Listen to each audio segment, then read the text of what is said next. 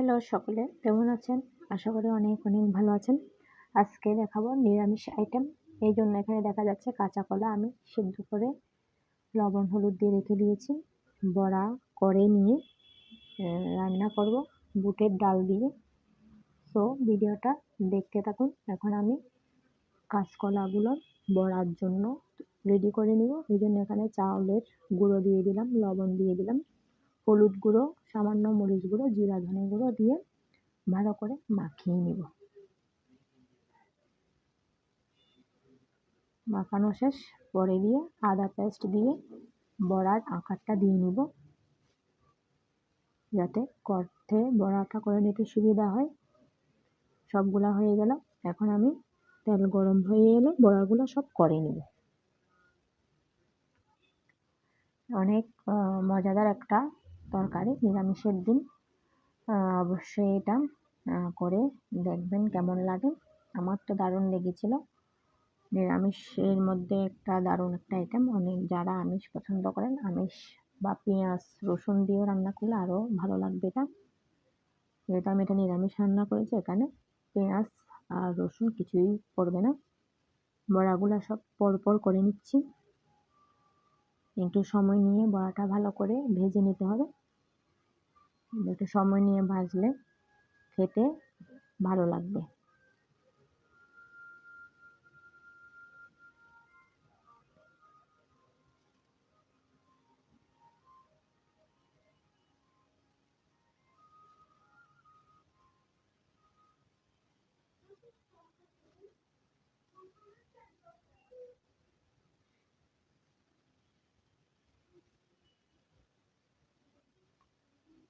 আর কয়েকটার মতো হবে।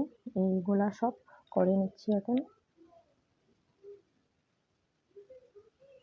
একটু সময় নিয়ে ভাজতে হবে, এই জন্য সময় লাগবে, সময় বেশি লাগতেছে, যেহেতু একটু ভালো করে ভেজে নিতে হবে বড়াটা। সবটা করা হয়ে গেছে। এখন আমি তরকারিটা সম্বারে দেবো। এই জন্য এখানে আমি 2টার মতো দারচিনি, লবঙ্গ, 1টার মতো এলাচ, 2-3টার মতো তেজপাতা কুচি আর 5 ফোড়ন দিয়ে এটা সম্বারে দিব। আদা পেস্ট দিয়ে দিলাম। টমেটো ছিল না, এই জন্য টমেটোটা আমি দিয়ে নিই। এখানে দিলাম আর বাদাম বাটা পেস্ট দিয়ে আর অন্যান্য মশলাপাতি দিয়ে এটা কষিয়ে নিব। এখানে 1 চামচের মতো হলুদ গুঁড়ো, জিরা ধনে গুঁড়ো 1 চামচ, মরিচ গুঁড়ো 1 চামচ। নিরামিষ একটু ঝাল হলে ভালো। লবণ দিয়ে এখন গ্রেভিটা ভালো করে নিব।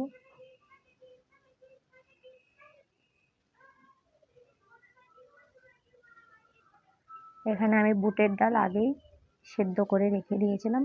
এখন মশলাটা কষানো হয়ে এলে এখানে আমি সেদ্ধ করা বুটের ডালটা দিয়ে দিব। এখানে আলুও দিতে পারেন, আলু দিলে এটা আরও ভালো লাগে। আমি আলু দিয়ে আগে একবার রান্না করেছিলাম, এখন ডাল দিয়ে রান্না করে দেখলাম, অনেক মজা হয়েছিল আসলে। এখন এখানে পরিমাণ মতো জল দিয়ে এটা ফুটিয়ে নিব, গ্রেভিটা ফুটিয়ে নিব। টমেটো সস থাকলে দিতে পারেন, যেহেতু আমার টমেটো ছিল না, এই জন্য আমি টমেটো সসটা ইউজ করলাম সামান্য। এখন জল দিয়ে গ্রেভিটা সেদ্ধ করে নিব। দারুণ একটা স্মেল আসছিল যখন কষানো হচ্ছিল, তখন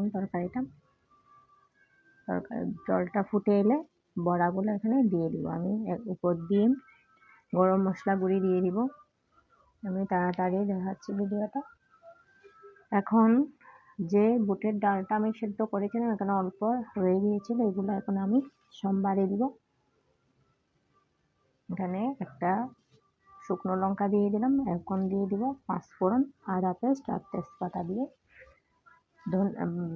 হলুদ গুঁড়ো, মরিচ গুঁড়ো, মশলা গুঁড়ো দিয়ে আমি ডালটা সম্বারে দিয়ে দিব।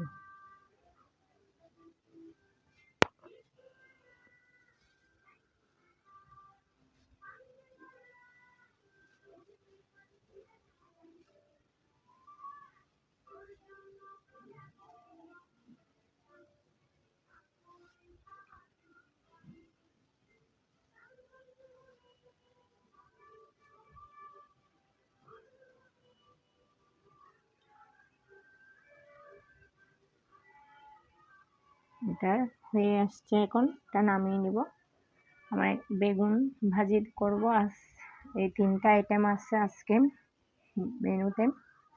একদম নিরামিষের দিন জমে গিয়েছিল খাবারটা। বেগুন ভাজি করে নেব একদম সুন্দর করে। বেগুন ভাজি দিয়ে গরম ভাত খেতে আসলে অনেক মজা। আমি এখানে হালকা লবণ আর হলুদ দিয়ে ভাজিটা করে নিচ্ছি। অনেকে অনেক রকম মশলাপাতি দিয়ে ভাজি করে, আমি মনে করি যে হলুদ আর লবণ দিয়ে ভাজি করলে বেগুনে আর কিছুই প্রয়োজন হয় না বেগুন ভাজিতে। যে করে নিলাম, এখন খেয়ে নিচ্ছি। মিষ্টি কুমড়া ছিল একটু করে, সেটাও ভাজি করে নিলাম। আর এখানে আছে চচ্চড়ি, শীতকালীন চচ্চড়ি। আজকের মতো ভিডিওটা এখানে শেষ করছি। সকলে ভালো থাকবেন, সুস্থ থাকবেন। Tata, bye bye.